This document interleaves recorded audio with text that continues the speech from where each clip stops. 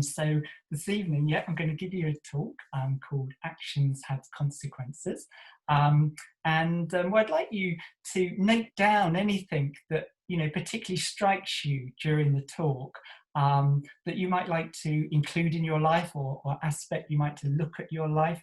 I believe you've been sort of looking at the Eightfold Path and the 5 stages of the path over the past little while.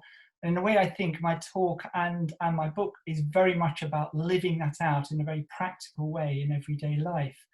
And then whatever it strikes you, if you can just note it down, and then when we go into our breakout groups, if you share whatever that is, and maybe what you'd like to include, or how you'd like to change aspects of your life, or whatever.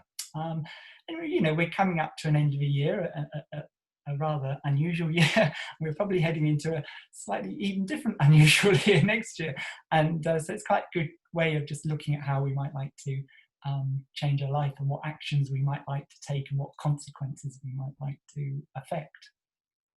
So yeah, that's just a little bit about that. So the talk, yes, actions have consequences. Well, I'm sure we're old enough to know that is true, that we've all, taken actions and consequences happened, and that's for the world and for others, and of course the effect is on us as well. It has a consequence on our life. And when I was thinking about writing this talk, I was thinking, well, where do actions come from? What's the basis of them? And well, I think they come from views, all our views, and sort of our overall ethical perspective on life. Yeah, all of which comes from what we've learned on this journey so far. Sort of basically, our in a broad sense, our education. And actually, I think education starts as soon as we're born, because actually our birth has its effect on us. Not that we know much about it at the time, but it has its effect. And then, well, our caregivers, of course, how our caregivers were with us, in our early years. Again, my first memory is at 4. I don't know when yours is, so a lot of it we don't remember. But it sort of goes in through osmosis, I think, at quite a deep emotional level, how our caregivers are.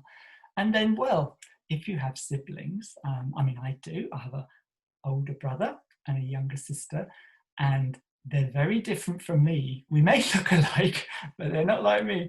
So, of course, I learned things from them, yes, so it just, I don't know what spirit got zapped in here and into them, but it's just so unique, isn't it? Yes, so we create views, about, with all this information that's sort of coming in, and from those views we're creating choices and actions, and they all have consequences on ourselves, others, and the world. So yes, so we go at life with these views from others, and also from, well, our social education, sort of school education, our role models such as teachers and grandparents and friends, and the surrounding culture. Depends where you were born, what country, what environment, and actually I think this is really powerful. The surrounding culture is really powerful in sort of determining our views. And if you're anything like me, you sort of went at life then making choices, therefore creating actions which had consequences based on views that were never mine. They were sort of collection of all these other people. They just weren't mine. I think I was just trying to fit in or do the right thing, or as people please, do what my parents wanted, or whatever it was, or what culture wanted me to be or do. It actually, for me, wasn't until I was 30 years old, that I was stopped by quite a serious health situation, and sort of woke up to the thoughts that I'd never asked myself questions about sort of, who am I? What are my views? What gives me meaning? What consequences am I having on the world? I didn't even know I could ask the situations. It might seem mad, but it's sort of like that's the degree of unawareness that a lot of people are in. And sort of through the health situation, it made me stop. I had to stop and look and sort of feel deeply within and sort of listen to my deeper voices. You know, what am I here for? What's it about?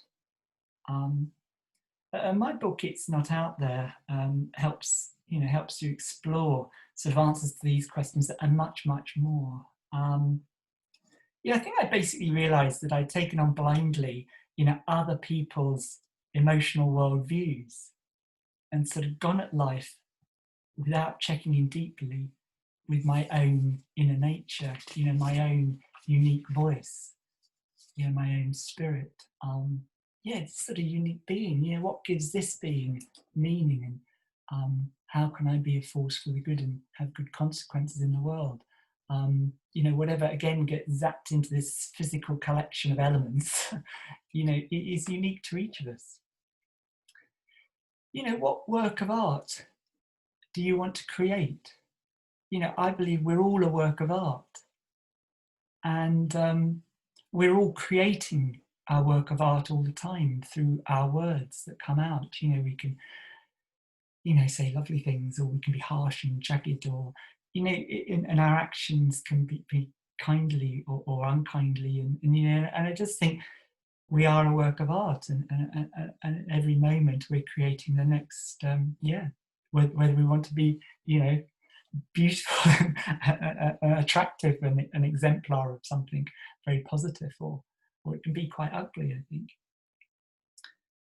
Yeah, so I became unwell by following others' perceptions of how things are, how other people thought I should be. And as we know, most humans are driven by the three poisons, greed, hatred, ignorance, the center of the wheel of life that keeps samsara going. And of course, I think we all know that doesn't bring us happiness. I mean, most people is trying to sort of get more from out there, to make us happy, or to push things away that we don't want, and that's all through ignorance. And I'm sure you all have learned by now that actually it's generosity and love and wisdom which creates a beautiful life existence. So I imagine your life will have resonances of taking actions and suffering the consequences at times, and sort of seeing little insights that action did not bring me happiness or contentment. Often it brought the opposite. Even though we may have had many little insights, we can keep tripping ourselves up if we're not careful in many areas. I mean, this is one example. This is probably mostly when you were young, but maybe not for everyone. But you go out, with your friends, and you have one too many, got a bit drunk, and then the next day you feel deathly. And what do you say? Never again, never again. A few months down the road, you're out again with your friends, and peer pressure is strong. There's, oh, go on, don't be misery or whatever, and you end up doing it again. Habits are strong, and we end up feeling dreadful the next day. And I think we do. Well, that's quite an extreme example, but there's lots of examples like that in the life where we do things that aren't good for us. And I think this is just because we haven't yet really built up a strong sense of self-love, our self-worth, a core of, sort of looking after ourselves well. This is basic loving kindness, metta bhavana, isn't it? First stage. It's very central. And I think the more we work on that area, which I think is challenging for all of us, I think it's not an easy thing to do. Yet we are also amazing, but to live that in our own heart and being, the more we can, which I'm sure again, through practicing metta bhavana and friendship and sangha, that will have strengthened. But it can help us not trip ourselves up. in so many ways. It brings kindness to ourselves, and then it opens out to compassion to others. And then there's the other thing going on. There's sort of these characters, that different characters sort of appear in my mind, you know. We've got a whole collection of them. I mean, I don't know how many. I mean, we'll but there's many.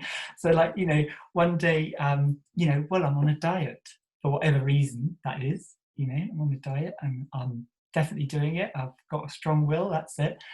And then, you know, you have a dodgy night's sleep. You all know what it's like when you have a dodgy night's sleep. The next day's not quite so bright, and your will's not quite so strong. And then at lunchtime, you're sitting there eating a cream and jam donut, and you think, well, how did that happen? You know, and it's just in lots of situations we can, you know, we can be pulled around by all these different characters. But of course, it's us, and this is integration. This is about integrating. It's about, you know, when we start to meditate. You know, we don't have a quiet mind, do we, when we start to meditate? Or even when we're, even now, I've been doing it 25 years, you know, it's not always a quiet mind, is it? Actually, what we're doing is we're getting to know our mind, getting to know these characters and bringing them together. So we're sort of integrating ourselves, so we're one energy going in one beautiful, loving direction.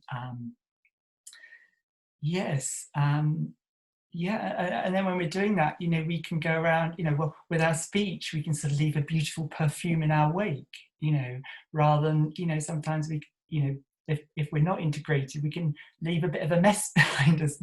We've got to go and sort it out, you know, later or something. So I think these are, you know, these are obviously the first two stages of the path, and they're very, very fundamental to creating wonderful actions that have great consequences. So, I've got to try now, excuse me a sec.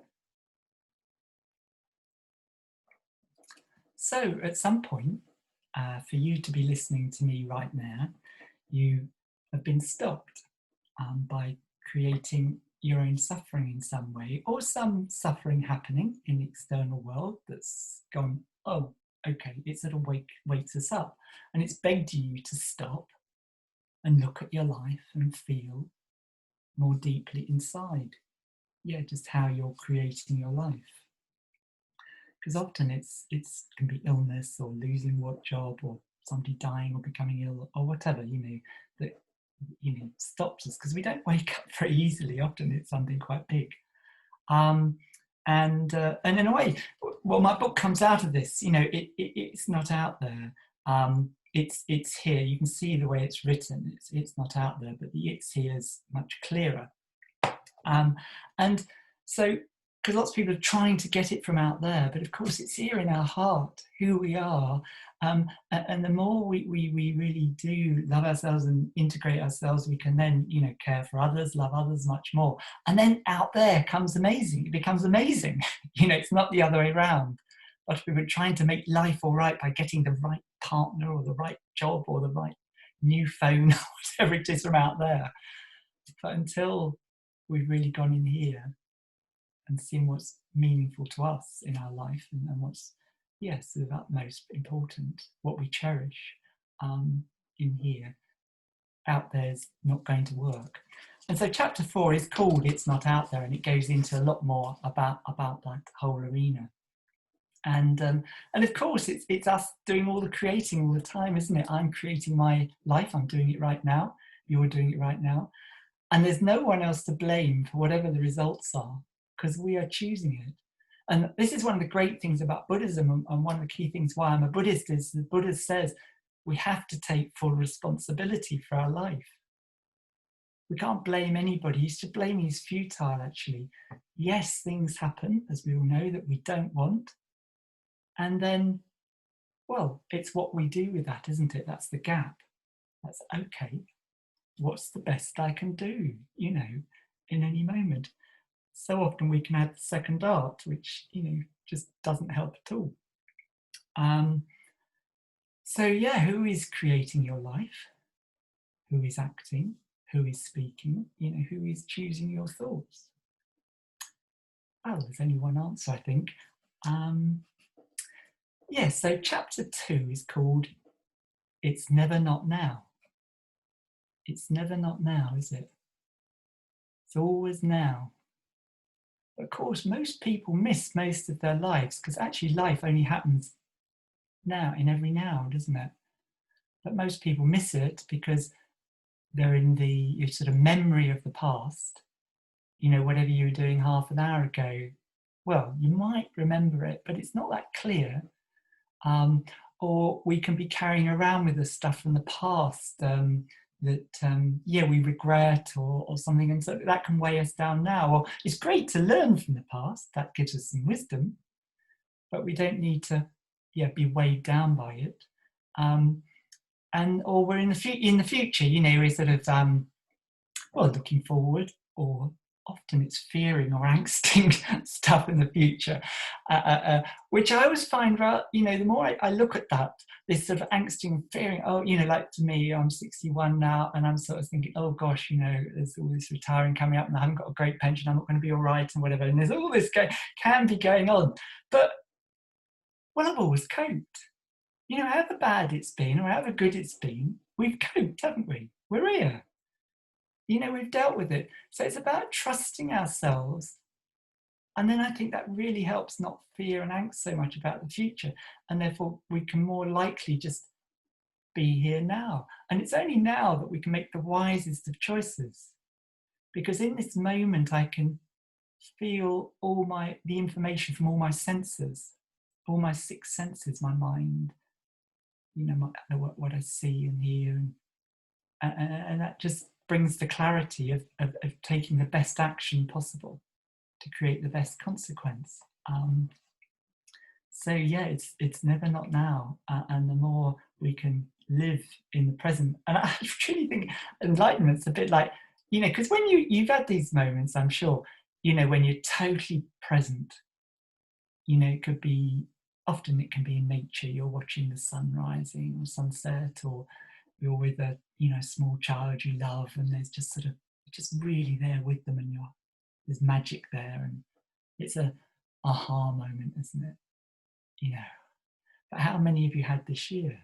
I think enlightenment's a bit like just being present all the time, and life's that rich all the time, or something like that. Anyway, yes, that's a little bit about a chapter. It's Never Not Now. There's lots more about that. Another thing is, you are absolutely stuffed full of love. You're stuffed full of love. Where else can it be apart from in you and in humans? It's on the shelf up there, or has somebody else got it? Well, no, it's just a choice whether you let it live, whether you are loving. I could be loving to you, or I could be mean and miserable. It's just, nobody's got any more or any less than anybody else. It's just whether we choose to share it, isn't it? And it's the same with every quality. You've got all the courage you need, all the kindness, all the patience. It's just all there. That's what the Buddha says. We've got all our qualities. They've never not been there. It's just whether we're allowing them in the world and sharing them with others, letting them exist. So I cover, this area in the chapter called Let Your Love Live, and a lot else besides. Let Your Love Live, that's chapter 16. Actually, there's 25 chapters in this book. At this point, I want to state something that I think is very obvious, but actually I hardly ever hear it said when this sort of topic's around, is that not acting has consequences. Okay? Non-actions have consequences. And it's quite obvious. And not acting is fine, of course, but it's a choice. So chapter 6 is called I Can't Change. I can't change. Have you said that, or you hear people say that? I heard a lot of people say it at the end of March when we were all going on to Zoom. I can't use Zoom, and and then when they do, they think, oh wow, it's great. And of course, I know some people haven't opened that world up, and that's fine. It's a choice. But or I can't learn another language, like me. I would have always said I can't write a book. But that's the joy of Sangha. Somebody said to me, well, don't think in terms of writing a book, just write a page, and see what happens. And yeah, 100 and however many came out.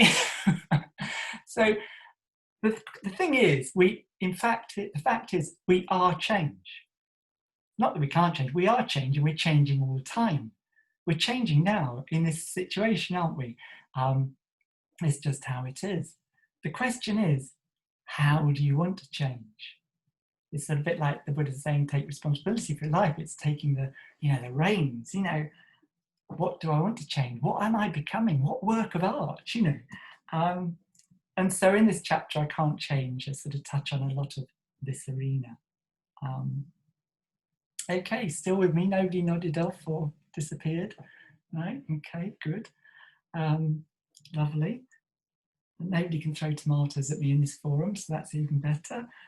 So I'm going to talk about the next chapter, is chapter 17. And I've had quite a lot of feedback about the book.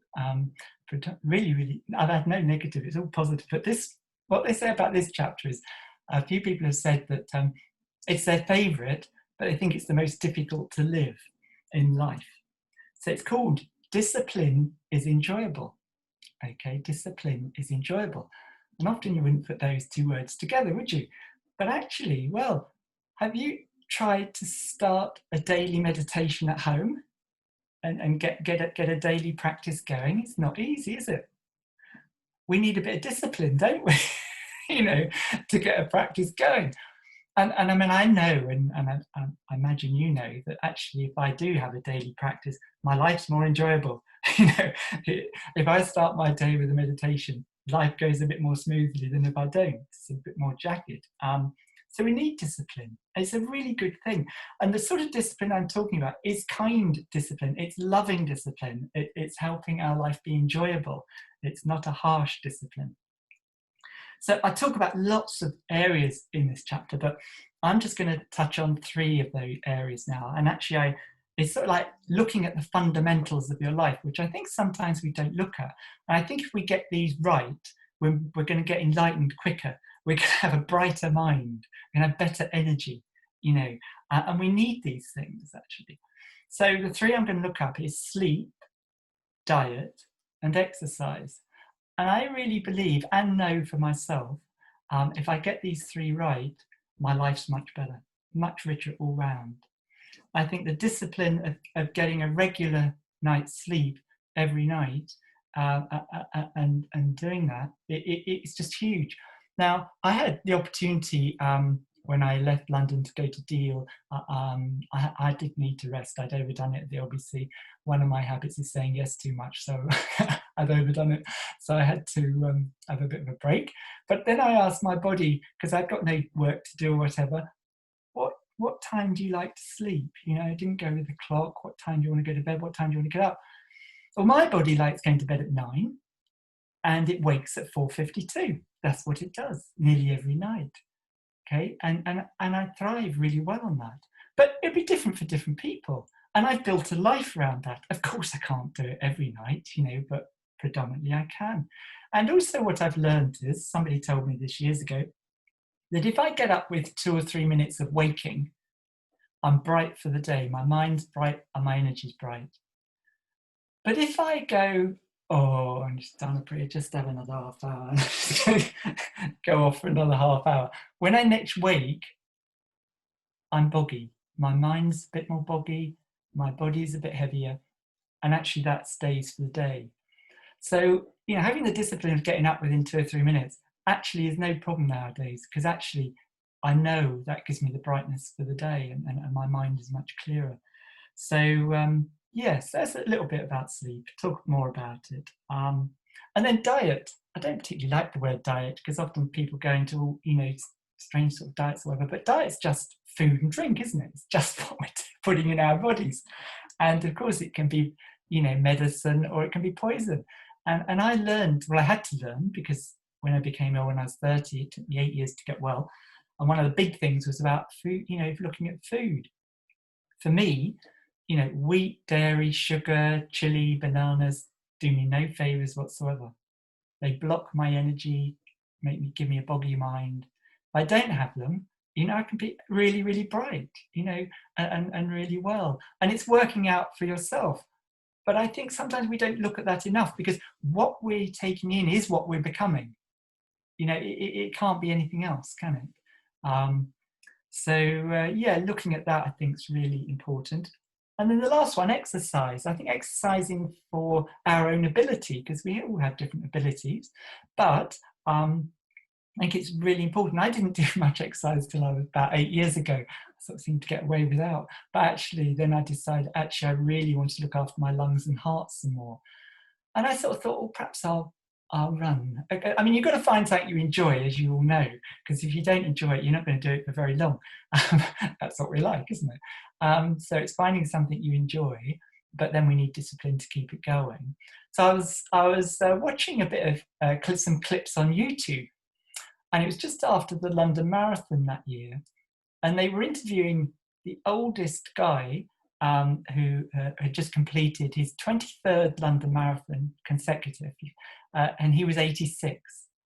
And then they interviewed the oldest woman, who was 83, who just completed her 18th consecutive London Marathon.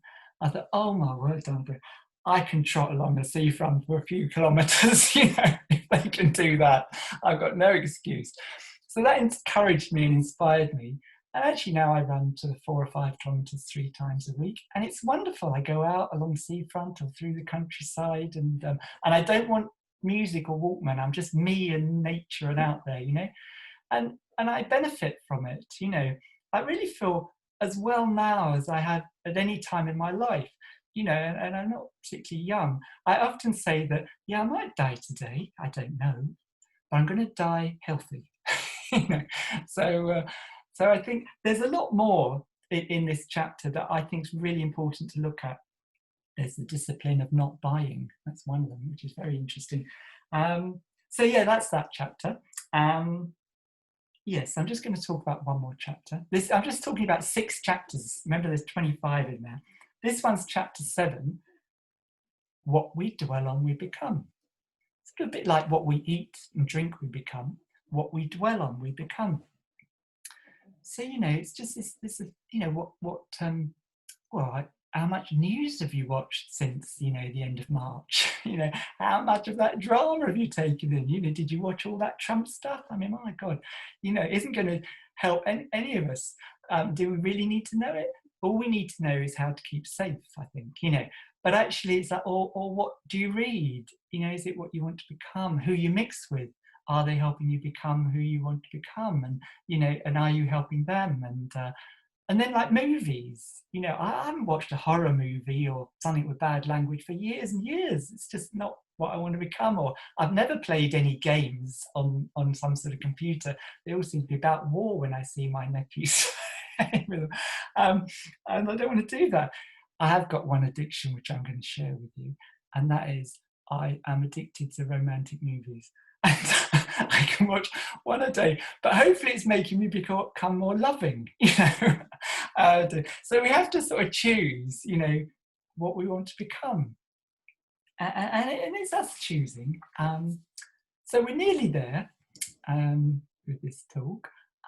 So I'm just going to say a couple more things.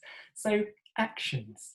Okay, so actions. So, well, you could buy my book if you want to, or you may already got it, and then you could buy more for friends for Christmas. But and it's an ebook as well as a book. Well, you could order It's Not Out There from your local bookshop. You could order it from Windhorse Publications, the True Atma Buddhist publisher, or you could order it from Amazon. Well, there's others, of course. And depending on which of these actions you take, it will have an effect on you and the world. Do you want to support your local bookshop? As if you still got one, because they're disappearing like anything. We've still got one in Deal. So you might like your local bookshop and you want to support them, and you like going around in there and browsing and whatever. So do that. Or do you want to help Windhorse Publications print Buddhist books and to continue to do so, because small publishers are struggling, so you may want to support them. And actually my book is a first for them, because up until now, they've just printed totally Buddhist books that basically are for Buddhists. Mine, everything in it is Buddhist principles, but it's all in English and very simple language, and it's accessible to, well, actually, it's not all in English. It's got one dodgy word in it, and that's mine, Danapriya on the front. It's my name. But apart from that, it's totally accessible to anybody from any walk of life, any religion or none, because we want to break out into a bigger market. They need to make more money, basically, to be able to keep printing Buddhist books, so we can keep having them there. So you may want to do that and support Windhorse. Or do you want to help a greedy, huge corporation get bigger and risk lots of small businesses going out of business, or buy it from Amazon? You know, it's a choice, isn't it?